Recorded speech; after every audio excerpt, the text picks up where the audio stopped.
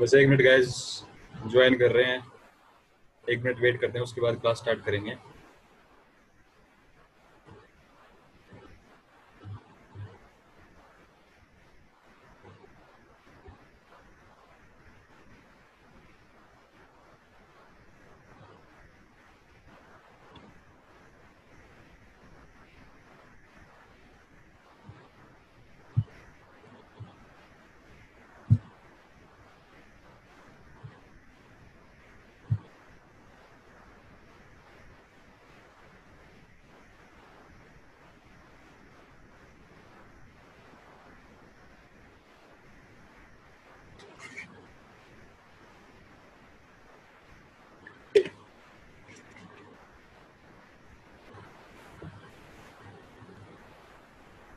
So good morning everyone.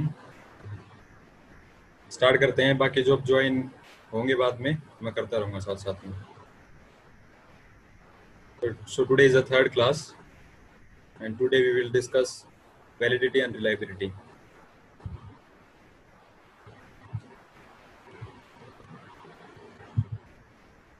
आई hope कि पहले वाली जो दो क्लास हुई हैं जिसने अटेंड किया उसको समझ आ गया होगा। बाकी सबके लिए पीडीएफ मैंने दोनों क्लासेस की ग्रुप में शेयर कर दी थी।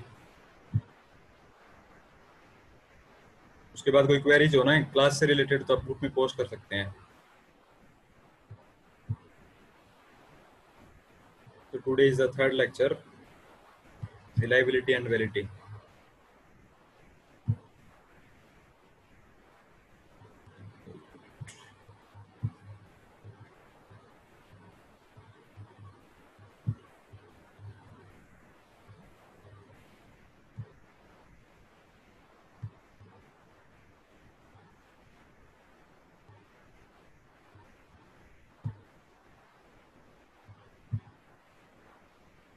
एक बार आपकी स्क्रीन पे ये आ रहा है ना, स्लाइड फर्स्ट स्लाइड पढ़ लीजिए इसे।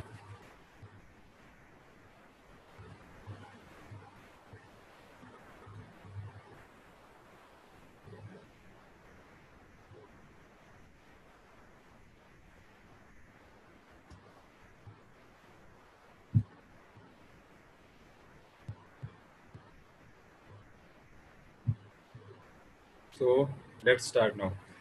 What is reliability? तो रिलायबिलिटी का सबसे इजीएस्ट वे जो याद करने का है, रिलायबिलिटी को आप ऐसे समझें, रिलायबिलिटी इज अ कंसिस्टेंसी। ठीक है, तो क्या है, good research design collects relevant data and gives maximum reliability and validity. तो जैसे रिसर्च डिजाइन हमने प्रीवियस लेक्चर में डिस्कस किया था, उसमें क्या होता है कि जैसे वो क्या एक ब्लूप्रिंट होता है डेटा जो आप कलेक्ट करेंगे उसका, कि आप कैसे डेटा कलेक्शन करेंगे, कैसे आपकी सैम्पलिंग टेक्निक्स होंगी। ठीक है, तो रिसर्च डिजाइन का क्या, एक अच्छी जो रिसर्च डिजाइन है उसका क्या सबसे मोस्ट इंपॉर्टेंट फीचर ये रहेगा कि वो रिलेवेंट डेटा को कलेक्ट करेगा और जो डेटा आप कलेक्ट करेंगे उसके बाद एनालाइज करने की उसकी रिलायबिलिटी और वैलिडिटी मैक्सिमम रहेगी। First of all we will discuss reliability. It is the consistency. मतलब कोई चीज़ आपने अभी जैसे अभी मेजर की आज, और उसी चीज़ को अगर कुछ टाइम के बाद में मेजर करते हैं तो वो जो आज का जो मेजरमेंट है और कुछ दिन के बाद वाला मेजरमेंट वो दोनों सेम होना चाहिए। जैसे रिलायबिलिटी का सबसे मतलब ईजीएस्ट एग्जांपल क्या लेंगे कि जैसे हमने 1 kg एप्पल्स मार्केट से परचेज किए, वहाँ हमने 1 kg एप्पल्स लिए और घर आने के बाद हम मेजर करें हम तो 1 kg ही हो। ठीक है, तो मतलब कि डिफरेंट डिफरेंट दो सिचुएशंस हो गई, उनके अंदर दोनों के अंदर मेजरमेंट सेम रह रहा है, कंसिस्टेंट रह रहा है। ठीक है, तो ऐसे ही क्या होता है कि जो भी मतलब वेरिएबल्स जो भी एट्रीब्यूट्स हम मेजर करते हैं वो उस एट्रीब्यूट की करेक्टरिस्टिक के ऊपर डिपेंड करता है। जैसे वेट एक ज़्यादा रिलायबल एट्रीब्यूट है और साइकोलॉजिकल एट्रीब्यूट्स होते हैं वो रिलायबल कम होते हैं, इसलिए साइकोलॉजिकल रिसर्च जो भी होती है उनके अंदर वैलिडिटी और रिलायबिलिटी इन दोनों का जो इंपॉर्टेंस है बढ़ जाती है। तो एक डेफिनेशन हम पढ़ते हैं, reliability of test refers to the consistency. ये देखिए वर्ड देखिए, consistency of scores obtained by the individual on different occasions with different sets of equivalent items. उसने क्या कहा कि consistency of scores obtained by any individual, कि जैसे किसी, वही एप्पल्स वाला एग्जांपल लेते हैं कि जैसे वहाँ पे जब मार्केट में मेजर किया तो वो जो स्कोर्स ऑब्टेन हुए, जैसे 1 kg मेजरमेंट आया तो 1 kg मेजरमेंट का जो है वो डिफरेंट ओकेजन पे मार्केट में और घर में लाने के बाद में तो दो डिफरेंट ओकेजन हो गए, दोनों ओकेजन्स के अंदर में वो जो स्कोर्स हैं 1 kg और 1 kg वो कंसिस्टेंट रहने चाहिए, ठीक है। या फिर with different sets of equivalent items, मतलब एक जैसे आइटम है, जैसे 1 kg मेजरमेंट है, उसके अंदर जो भी हम मेजर करेंगे उन सब का जो है मेजर जो रहेगा वो सेम रहेगा, स्कोर सेम रहेगा।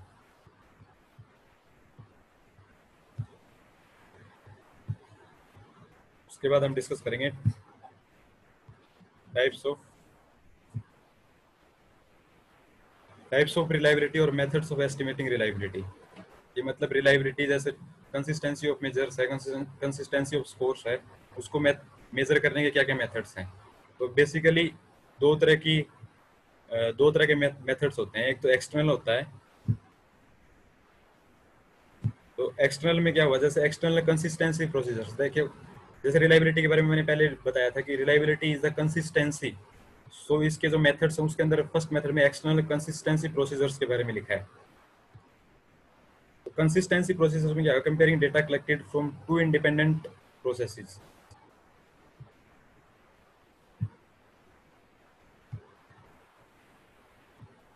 Comparing data collected from two independent processes. तो इसमें क्या हुआ, एक्सटर्नल मतलब कि जैसे एक्सटर्नल का मतलब क्या हुआ, बाहरी, मतलब दो इंडिपेंडेंट प्रोसेस हम कोई भी लेंगे, जैसे कि जो कोई दो दो इंडिपेंडेंट प्रोसेस लिए, उनका डाटा कलेक्ट किया, फिर उनको कंपेयर करना है, वो क्या हो गया, एक्सटर्नल कंसिस्टेंसी प्रोसीजर हो गया। जैसे कोई एक डिप्रेस्ड अपना सब्जेक्ट है, उसका हमने क्या हुआ, डिप्रेशन टेस्ट किया, आज कर लिया, और उसको कोई भी इंटरवेंशन नहीं दिया, ना कोई इंटरवेंशन ना कोई ट्रीटमेंट उसका चल रहा है, और उसका हम 1 मंथ के बाद या after few days after few weeks हम दोबारा उसका वही डिप्रेशन टेस्ट करते हैं। तो उन दोनों के अंदर में डेटा का जो कंपैरिजन किया, और उन दोनों के अंदर जो कंसिस्टेंसी आएगी, वो उस पर्टिकुलर डिप्रेशन टेस्ट की उस पर्टिकुलर इंडिविजुअल के लिए, सब्जेक्ट के लिए उसकी एक्सटर्नल कंसिस्टेंसी प्रोसीजर हो जाएगा, रिलायबिलिटी मेजर करने का एक मेथड हो जाएगा, ठीक है। तो एक्सटर्नल कंसिस्टेंसी प्रोसीजर्स के अंदर में दो तरह के टेस्ट हैं, एक तो जैसे टेस्ट रीटेस्ट रिलायबिलिटी हुआ, ठीक है। तो टेस्ट रीटेस्ट जैसे नाम से पता चल रहा है कि एक बार टेस्ट किया, उसके बाद में दोबारा से टेस्ट किया। एक बार कमेंट सेक्शन में टाइप करें किसी को वीडियो या फिर स्लाइड में कोई इशू तो नहीं आ रहा हम देखने में।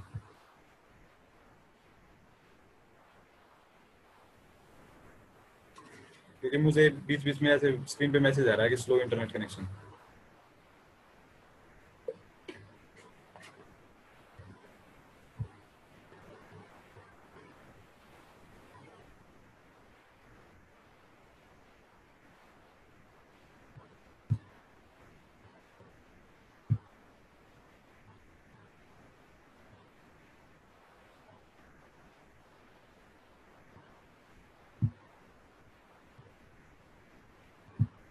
तो टेस्ट रीटेस्ट रिलायबिलिटी में क्या कह रहे हैं, repeating the same test on same sample for 2 different times.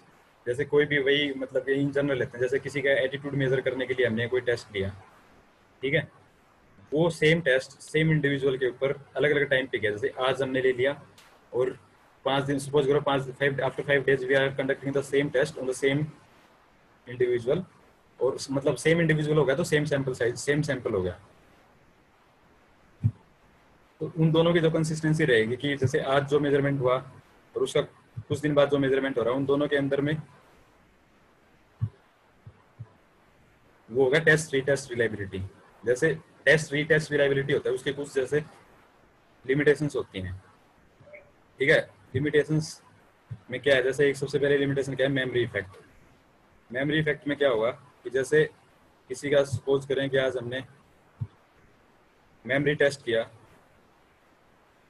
Memory test में क्या करते हैं कि जैसे कुछ जैसे एक सेट ऑफ मतलब letters, set of words recall करता है जो भी टेक्स्ट कंडक्टर होगा, उसके बाद में जो सब्जेक्ट है वो उसको रिपीट करेगा, ठीक है। तो मेमोरी इफेक्ट में क्या होगा, जैसे किसी का अभी मेमोरी मेमोरी टेस्ट किया और हम 10 मिनट बाद में जैसे उसका मेमोरी टेस्ट करते हैं, तो हो सकता है क्योंकि अगर सेम आइटम्स रहेंगे टेस्ट के अंदर, तो वो क्या हो सकता है, वो मेमोराइज हो जाएगा।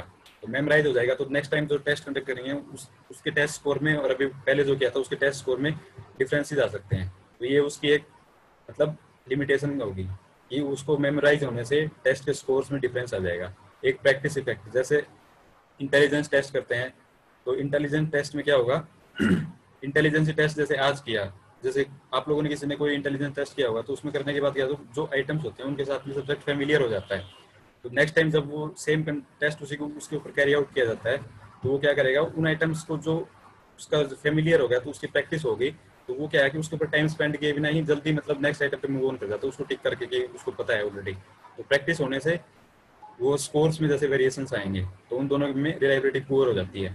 फिर जैसे क्या कि किसी किसी पर्टिकुलर सब्जेक्ट के ऊपर एब्सेंस को कैसे डिफाइन करेंगे, किसी पर्टिकुलर सब्जेक्ट के ऊपर जैसे हमने आज टेस्ट कर दिया लेकिन रीटेस्ट के लिए वो सब्जेक्ट हमारे पास अवेलेबल नहीं है, तो ये हो गया। ये तीनों उसके जो टेस्ट रीटेस्ट रिलायबिलिटी है उसके लिमिटेशंस हो गए। फिर एक होता है इसकी रिलायबिलिटी मेजर करने की नेक्स्ट मेथड है parallel forms reliability. Two forms of taste like making different sets of an exam. इसमें क्या होगा, पैरेलल फॉर्म्स जैसे आप वर्ड से देखिए कि एक टेस्ट की दो फॉर्म्स होती हैं पैरेलली। एक बार डेफिनेशन को पढ़ो फिर मैं एक्सप्लेन करता हूँ।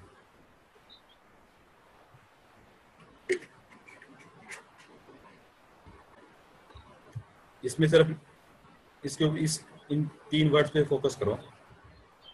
टू फॉर्म्स ऑफ टेस्ट मतलब कोई भी एक टेस्ट लिया, उसकी दो फॉर्म ले ली साथ साथ में, और दोनों को लेकर के जैसे किसी एक इंडिविजुअल के ऊपर, किसी एक सैंपल के ऊपर में हम क्या करेंगे कि दोनों टेस्ट कंडक्ट करते हैं। और दोनों टेस्ट कंडक्ट करने के बाद में दोनों के बीच में वैलिडिटी सॉरी रिलायबिलिटी चेक की जाती है। जैसे क्या होता है कि किसी ने बोर्ड्स के एग्जाम दिए होंगे, तो बोर्ड्स के एग्जाम में जैसे मैंने 10th के जो बोर्ड के एग्जाम दिए थे उसमें क्या होता था कि एक ही एग्जाम के काफी सारे सेट्स बनते थे। तो कई बार तो क्या होता था कि सेम क्वेश्चन को रीसफल करके उनकी सीक्वेंस चेंज कर दी जाती थी। लेकिन कई बार क्या होता था कि मतलब डिफिकल्टी लेवल सेम रख करके और कई तरह के टेस्ट बना दिए जाते। जैसे कि set A, set B, set C, D 4 test बना दिए, तो उसमें क्या करेंगे किसी एक इंडिविजुअल से चारों टेस्ट कंडक्ट करवाए, चारों टेस्ट दिए उसको सोल्व करने के लिए, और चारों को सोल्व करने के बाद में उन सभी के जो इंडिविजुअल के जो स्कोर्स आएंगे उन सबको आपस में कोरिलेट कर लिया, तो उससे क्या होगा, पैरेलल फॉर्म्स रिलायबिलिटी आ जाएगी। ये जो इस टाइप की रिलायबिलिटी है साइकोलॉजिकल टेस्ट में बहुत ही अनकॉमन होती है, बिकॉज कोई जैसे एक इंटेलिजेंस टेस्ट बन गया, उसी सेम टाइप का उसी सेम मतलब आइटम्स को लेकर के दूसरा टेस्ट मतलब दोबारा से क्रिएट करना डिफिकल्ट होता है। ठीक है।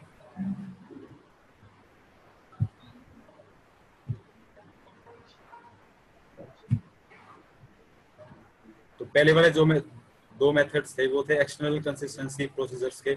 अब वाले हैं इंटरनल।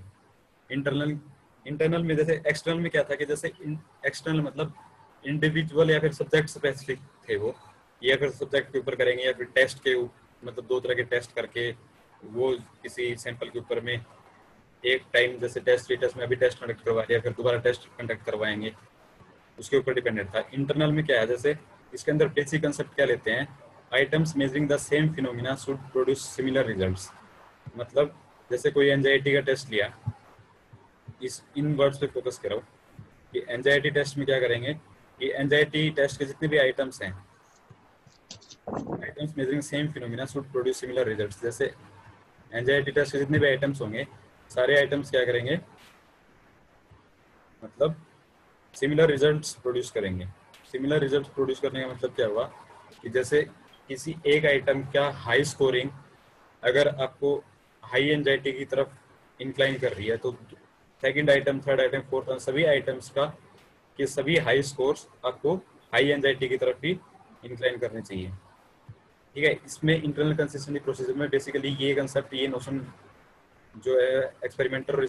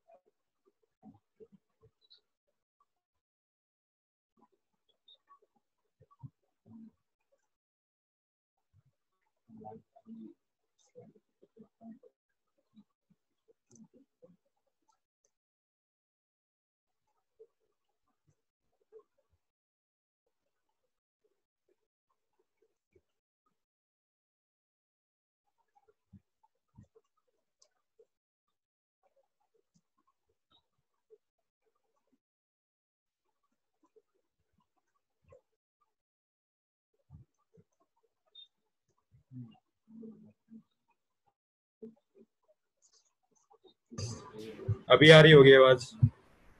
अभी आ रही होगी, yes.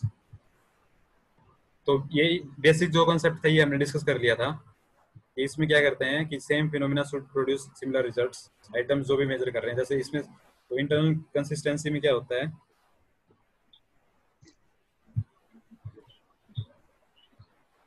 Fine fine, Ritika, Deepali, अमन, फाइन। चलो ठीक है, स्टार्ट करते हैं। इसमें सबसे पहले क्या होता है, स्प्लिट हाफ रिलायबिलिटी। उसमें क्या करते हैं, जैसे एंजाइटी टेस्ट का एग्जांपल लेते हैं कि जैसे एंजाइटी टेस्ट में क्या हुआ कि देयर आर 20 आइटम्स और 30 आइटम्स, तो हम उनको क्या करेंगे, दो टेस्ट, उस सारे टेस्ट को दो हाफ में डिवाइड कर लेंगे। सपोज 30 आइटम्स हैं, 50 आइटम्स को एक हाफ में रखा, अनदर 50 आइटम्स को अनदर हाफ में रखा। उन दोनों का किसी एक इंडिविजुअल के ऊपर या डिफरेंट इंडिविजुअल्स के ऊपर में अलग अलग टेस्ट कंडक्ट किया। ठीक है, उन दोनों का स्कोर लेकर के इंडिविजुअल इंडिविजुअल का स्कोर लिया। जैसे सपोज एक को हम मान लेते हैं कि A1, दूसरे को मान लिया, दूसरे टेस्ट स्कोर को मान लिया A2।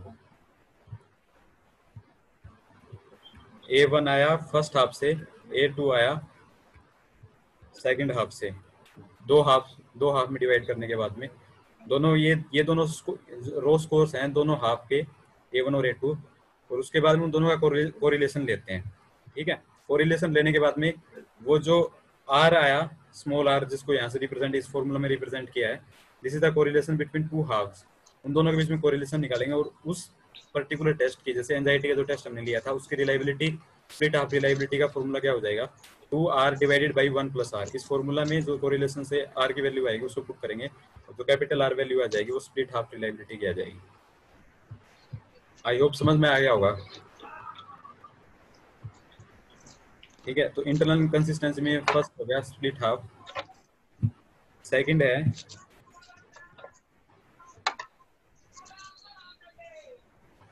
शुडर Richardson formula number 20।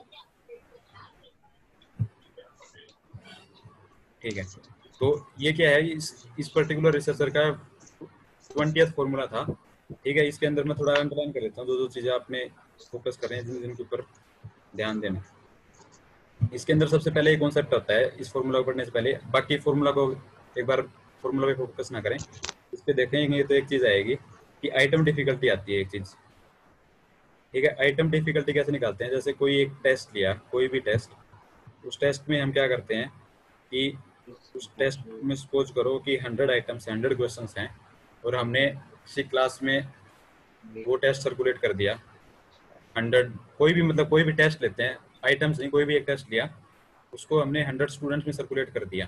और आइटम डिफिकल्टी निकालने के लिए हम क्या करेंगे कि वो जितने स्टूडेंट्स ने उस टेस्ट के अंदर में और जो आंसर्स थे उनका राइट आंसर जो दिया, सपोज करो कि 67 थे स्टूडेंट्स, जिन्होंने राइट आंसर दिया, ठीक है, और टोटल स्टूडेंट्स थे 100।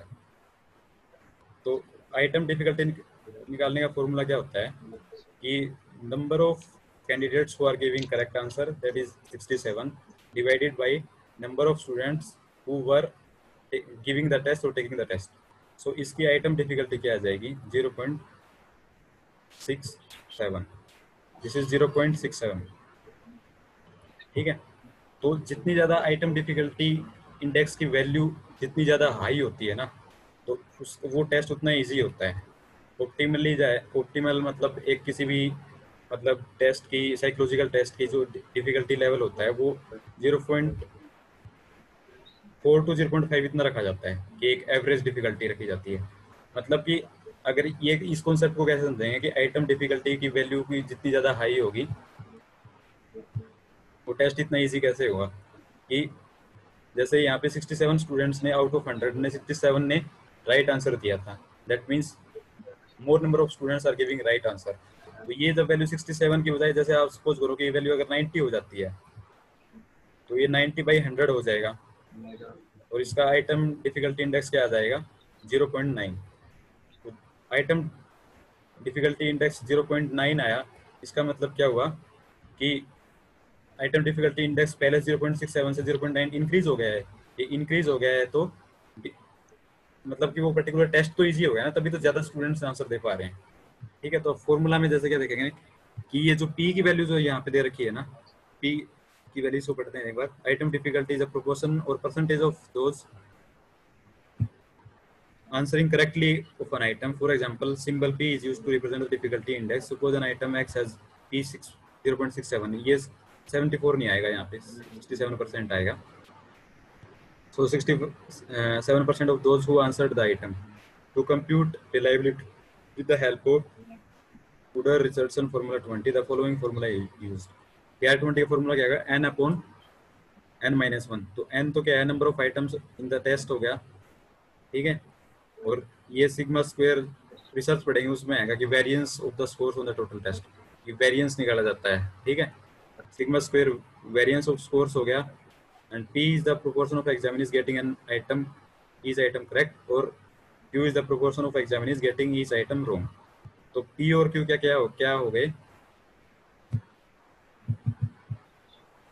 कि जिन जो p की वैल्यू तो जैसे हमने 67 और 0.9 0.67 निकाली थी, ठीक है। q की वैल्यू क्या हो जाएगी कि 1 में से उसको माइनस कर देंगे, क्योंकि जितने प्रोपोर्शन ऑफ स्टूडेंट्स जो राइट आंसर दे रहे हैं वो अगर 1 में से माइनस कर देंगे तो प्रोपोर्शन ऑफ स्टूडेंट्स जो रॉन्ग आंसर दे रहे हैं वो हो जाएगा। तो इससे के इस फॉर्मूला से हमें जो है किस इंटरनल कंसिस्टेंसी रिलायबिलिटी निकल जाएगी, ठीक है। एक मेथड और डिस्कस करते हैं इसका।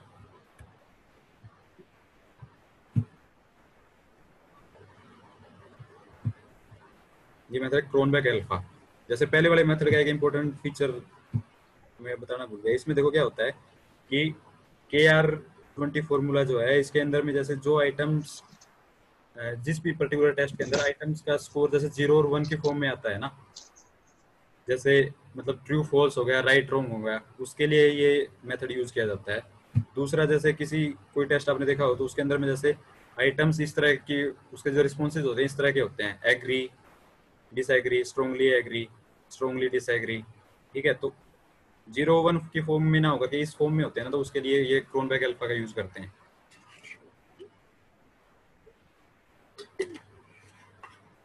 तो इसमें क्या है, ये क्रोनबेक ने दिया था, उसके नाम पे इसका टेस्ट का नाम बना है क्रोनबेक अल्फा, ठीक है। सो कोफिशिएंट अल्फा में भी थोड़ा मीन ऑफ ऑल इसमें बेसिकली जो कोफिशिएंट अल्फा है this is the mean of all split halves coefficients corrected by Spearman Brown's formula. The formula coefficient alpha is, इसमें ये है देखो फॉर्मूला से पता चल जाएगा, बहुत इजी है। एन डिवाइडेड बाई, इसमें फॉर्मूला याद रखने दोनों के अंदर, जैसे क्वेश्चन आ जाता है कई बार जैसे रिलायबिलिटी का, जैसे इसमें 10 नंबर का क्वेश्चन आ जाता है कि रिलायबिलिटी को डिफाइन करो, उसके मेजर करने के टेस्ट मेथड्स कौन कौन से हैं, तो उसके अंदर इंटरनल और एक्सटर्नल आपको दोनों सारे जो है एक्सप्लेन करने होते हैं। तो n/n-1 and inside it's 1 minus summation sigma square upon sigma square. ये जो ये साइन है, ये सबको पता होगा, सिग्मा, इसमें ये सिग्मा स्क्वायर जो निकालते हैं, वेरिएंस निकालते हैं, उसके नीचे सबका सम करते हैं, उससे निकलता है ये sigma square. N is a number of items, किसी टेस्ट के अंदर जितने आइटम्स हो उसकी वैल्यू हो जाएगी N. Summation sigma square is the sum of variance of all items and sigma square the variance of total test scores.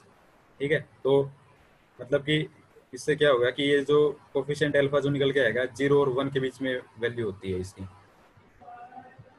ठीक है, ये मैंने बता दिया कि 0 और 1 अगर किसी टेस्ट के अंदर आ रहा है तो उसके लिए तो हम पहले वाला मेथड KR20 यूज करेंगे। क्रोनबेक अल्फा उनके लिए यूज किया जाता है जिसके अंदर में जैसे आइटम्स के रिस्पॉन्सेज स्ट्रांगली एग्री डिसएग्री इन फॉर्म्स में होते हैं, मतलब मोर देन 2 रिस्पॉन्सेज जिस पर्टिकुलर टेस्ट के आइटम्स के अंदर होंगे उसके लिए क्रोनबेक अल्फा का यूज करते हैं। ठीक है, रिलायबिलिटी के बाद में डिस्कस करते हैं वैलिडिटी। तो जैसे रिलायबिलिटी के अंदर हम एक कीवर्ड क्या याद रख रहे थे, कंसिस्टेंसी, ऐसे वैलिडिटी के अंदर में कीवर्ड क्या याद रखेंगे, what it claims to measure. मतलब एक टेस्ट वैलिड तभी बोला जाए, validity refers to the degree to which a test measures what it claims to measure. मतलब क्या हुआ इस बात का कि जैसे कोई इंटेलिजेंस टेस्ट है, वो अगर इंटेलिजेंस ही मेजर कर रहा है तो हम कह सकते हैं कि उस टेस्ट की वैलिडिटी भी अच्छी होगी। अगर इंटेलिजेंस के साथ में अगर आप कुछ और मेजर कर रहा है तो उसकी वैलिडिटी पुअर हो जाएगी। ठीक है, तो इसके अंदर में जैसे क्रोनबेक ने एक डेफिनेशन दी थी कि validity is the extent to which a test measures what it purports to measure. समझ आ गया होगा। According to this the validity of a test concerns with the test measures and how well it does so. मतलब क्या जो major करने के लिए टेस्ट मतलब कंस्ट्रक्ट किया गया है वही मेजर कर रहा है and how efficiently it is measuring. So this defines the validity of a test. So now we will discuss types of validity. इसके अंदर में सबसे पहले देखो, सबसे पहले टाइप्स में पढ़ रहे हैं हम सेकंड एंड थर्ड। सेकंड में क्या है, क्राइटेरिया रिलेटेड वैलिडिटी, और थर्ड है कंस्ट्रक्ट वैलिडिटी। सो इसमें देखें क्राइटेरिया, पहले वर्ड पे फोकस करेंगे। क्राइटेरिया रिलेटेड मतलब a valid test should correlate closely with the other measures of the same concept.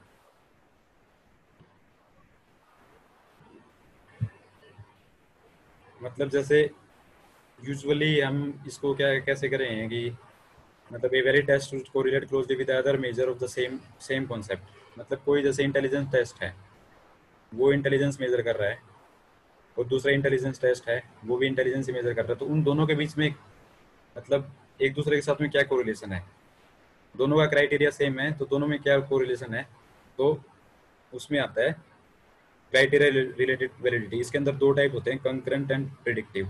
मतलब कंकरेंट में क्या होगा, जैसे कोई भी टेस्ट हमने मेजर, कोई भी इंटेलिजेंस का टेस्ट क्रिएट किया, वो क्रिएट करने के बाद में ऑलरेडी एग्जिस्टिंग कोई टेस्ट है उसके साथ में अगर हम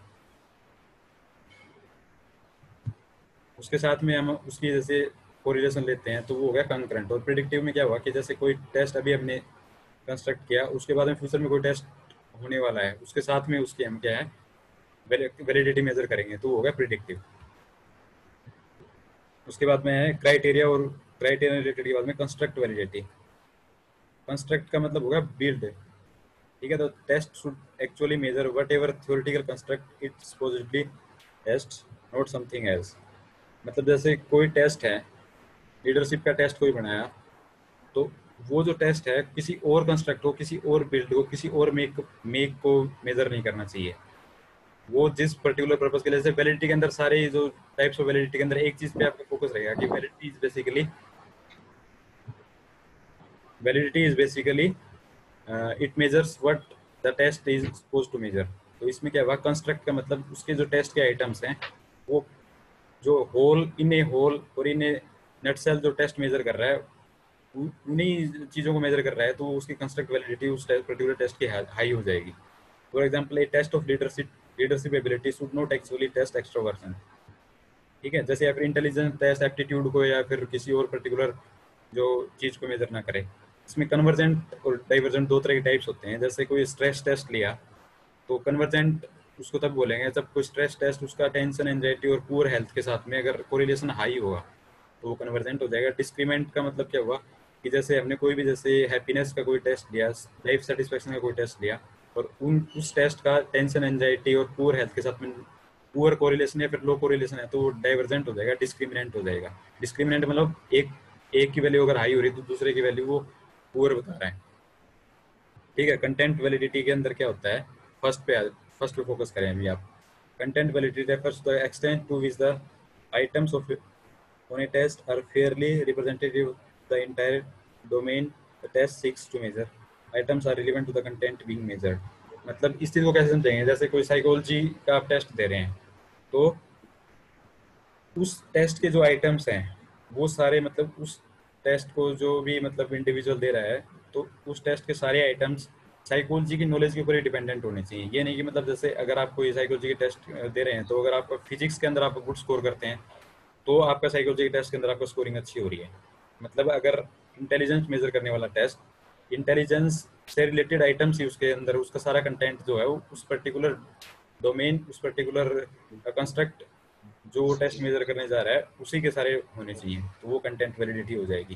तो मतलब एग्जांपल इसमें जैसे all the questions of psychology in a psychologist test nothing out of the syllabus. जैसे आउट ऑफ द सिलेबस के बार एग्जाम में चीज आती है जो सिलेबस डिस्क्राइब कर रखा है उसके अलावा कुछ और, मतलब उस पर्टिकुलर टेस्ट के अंदर ना पूछा गया हो।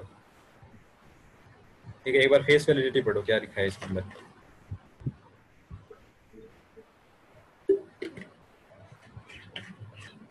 फेस वैलिडिटी को जैसे इस तरह से करेंगे, this is the subjective experience of the researcher.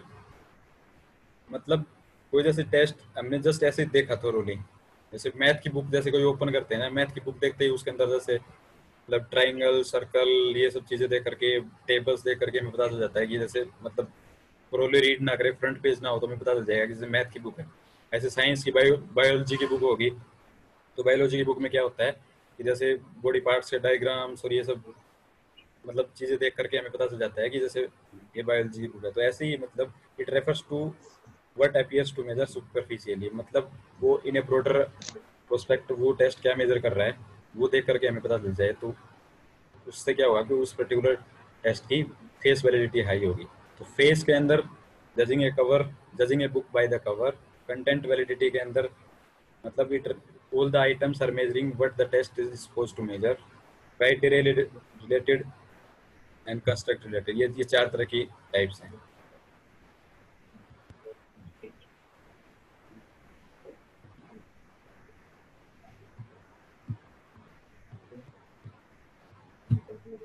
So next we will discuss previous questions जो अब तक हमने डिस्कस किए हैं, क्या क्या कैसे कवर हो रखे हैं, थोड़ा सा एनालिसिस मैंने किया था।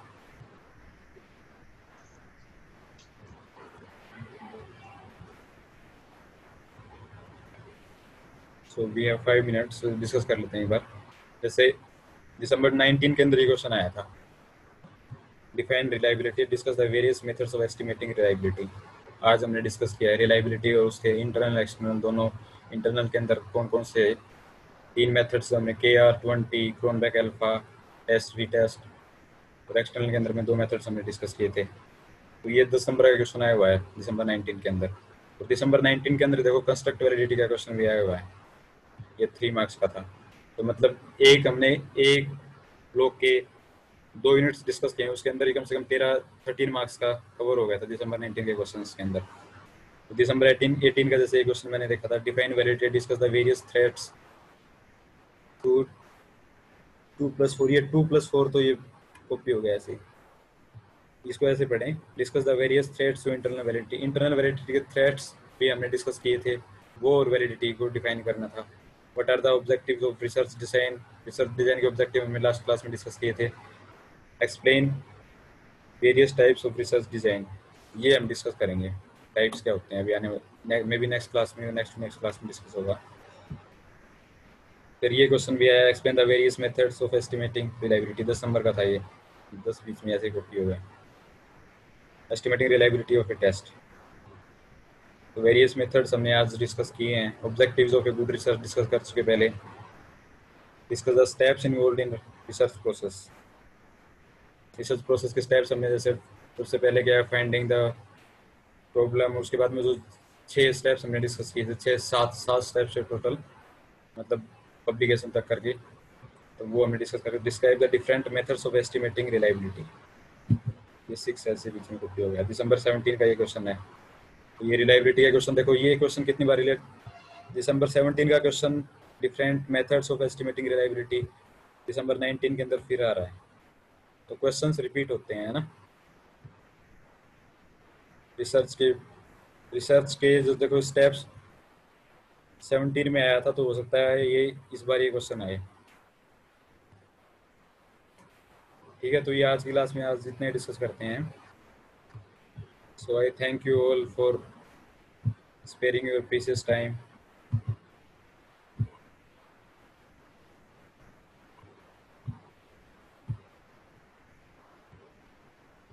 This is gracias, Spanish word which says thanks. चलो एक बार जिसको क्लास आज की पसंद आई, एक बार कमेंट सेक्शन में कमेंट करके बता दो प्लीज।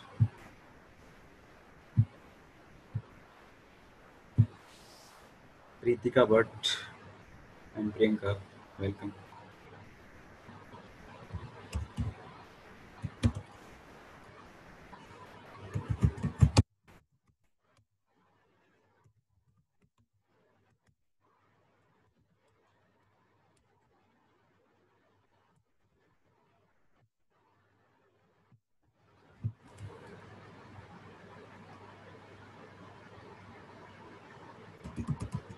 आज थोड़े कुछ टेक्निकल इश्यूज थे,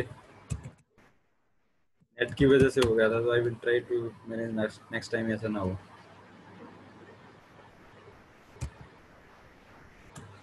Shri Pooja Shikha, yes, we will try to do more classes, maybe day after tomorrow I will take one more class। 2 classes होने के बाद में ये फर्स्ट सेक्शन कंप्लीट हो जाएगा। PPT I will share in the group.